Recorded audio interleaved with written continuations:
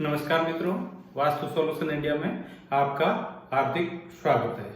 दोस्तों, आज का विषय है किसी भी प्रकार की अनहोनी घटना अकस्मात घटित होना। कौन से वास्तु दोष के साथ में कौन सी इकाई भी दूषित होती है, तब ऐसी अकस्मात कोई घटना का मूर्त रूप देता है हमारे भवन के आंतरिक ऊर्जा। इसके लिए चर्चा विस्तृत की जाएगी, तभी आसानी से समझ में आएगा।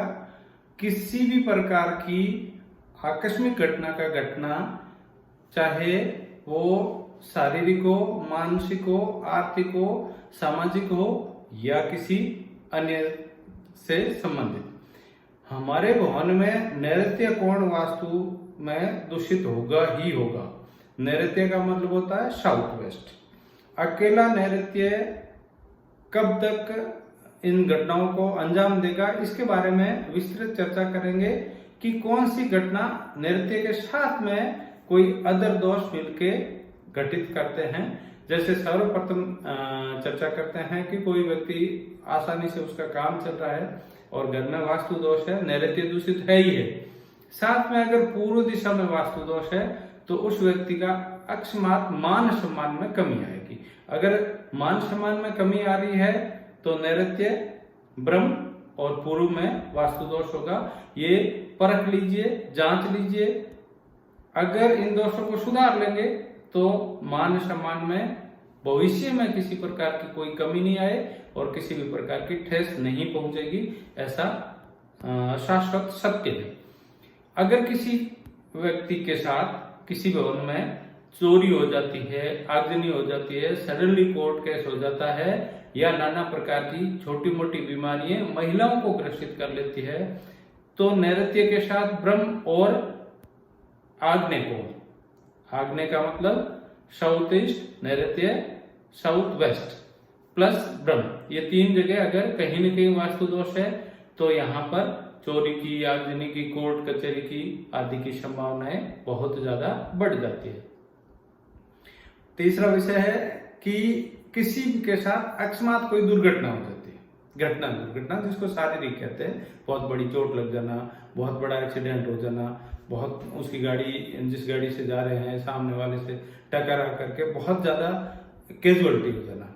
इसके लिए नैऋत्य, ब्रह्म और साउथ में वास्तु दोष अवश्य मिलेगी। ये आप किसी कैजुअलिटी वाले भवन में जाके देख सकते हैं। इन दोषों को सुधारिए, भविष्य में इस बात की पुनरावृत्ति होने की कम संभावना रहती है। अब रहता है किसी व्यक्ति के साथ में सडनली धन आने होना, तो इसके लिए सिर्फ और सिर्फ एक कोण जिम्मेवार है और वो है नैऋत्य। ब्रह्म भी कई का दूषित होगा, लेकिन ईशान का दूषित होना इस बात का 100% गारंटी देता है कि अगर ईशान दूषित है तो कभी भी धनहानि हो सकती है। यानी कि ईशान दूषित है, सब कुछ दूषित, नैऋत्य दूषित है तो सब कुछ दूषित है। अब आता है अकस्मात किसी व्यक्ति के यहाँ, जैसे किसी की फैक्ट्री चल रही है, उद्योग धंधे चल रहे हैं और नौकरों ने हड़ताल कर ली या लेबर प्रॉब्लम होने लग गई, यानी कि नौकर चाकरों को लेकर के, चाहे वो घर हो, चाहे कार का ड्राइवर हो, चाहे किसी भी प्रकार का सेवा में काम करने वाला व्यक्ति जो आपकी सेवा में काम करे, वो सडनली रूठ जाते हैं या सडनली काम छोड़ के चले जाते हैं, तो इसके लिए नैऋत्य, ब्रह्म और वेस्ट में वास्तु दोष अवश्य मिलेंगे। अगर किसी व्यक्ति के किसी भी प्रकार का कोई तुक नहीं, बिना किसी कारण के दुश्मन बढ़ जाते हैं, दुश्मन हावी होने लग जाते हैं, बात बात पे व्यक्ति उससे दुश्मनी पालने लग जाते हैं, ऐसी स्थिति में आप परख सकते हैं, जांच सकते हैं। नैऋत्य, ब्रह्म और वायव्य में वास्तु दोष अवश्य मिलेंगे। अब है कि किसी व्यक्ति को न्यू अपॉर्चुनिटी मिलना बंद हो जाए, यानी कि नए अवसर सडनली बंद हो जाते हैं अकस्मात। कल तक उसका काम बहुत अच्छा चल रहा था, आज उसको पता चला कि जहां भी हाथ डाल रहा हूं मेरा जीरो हो रहा, मुझे न्यू अपॉर्चुनिटी कहीं मिल ही नहीं रही।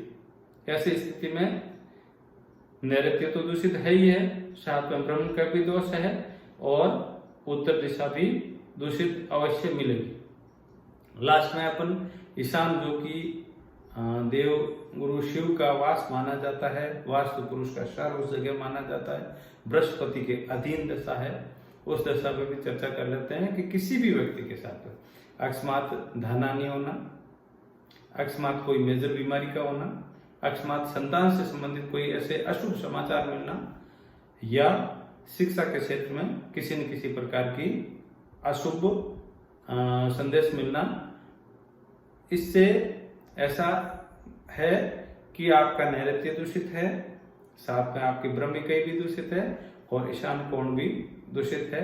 तो दोस्तों आज की जो चर्चा का विषय था वो था वास्तु में नैऋत्य दूषित होने से किस प्रकार के नुकसान व्यक्ति को झेलने पड़ते हैं। नैऋत्य के साथ अगर किसी भी प्रकार की कोई वास्तु दोष अन्य ऐड हो गया तो नैऋत्य उस दोष को प्रबल करेगा खुद को छोड़ करके। जैसे पूर्व दिशा से प्रारंभ किया था कि मान सम्मान की दिशा होती है वो पूर्व की दिशा होती है, पूर्व में दोष होता है तो मान सम्मान में कमी आती है। लेकिन यहाँ पर नैऋत्य ने अपनी भूमिका निभाई कि अकस्मात किसी भी प्रकार का कोई लांछन लग गया है, किसी भी प्रकार की कोई ऐसी बात हो गई जिससे उस व्यक्ति को सामाजिक क्षति का सामना करना पड़ा।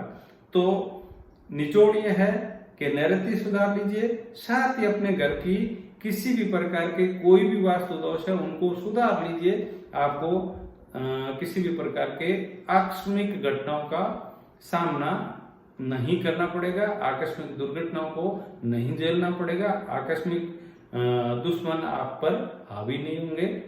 आज के लिए इतना ही काफी। सिर्फ इतना कहूंगा, अगर वीडियो पसंद आता है तो शेयर लाइक करें और सब्सक्राइब करना ना भूलिएगा मेरे इस चैनल को। जय माता दी के रूप में अपना कमेंट्स अवश्य दर्ज कराएं। जय माता दी, धन्यवाद।